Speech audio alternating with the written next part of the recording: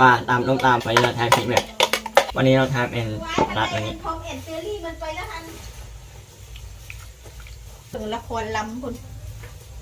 ละคร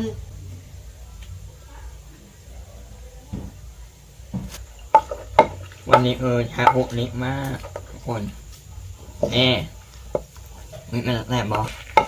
นี่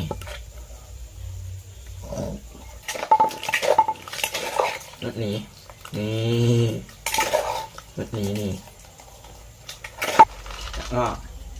ใส่เส้นมันออกไปเลยนี่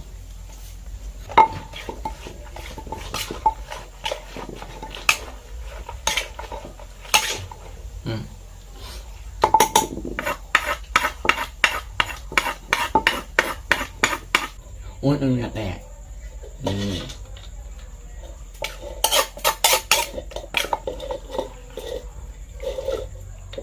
นี่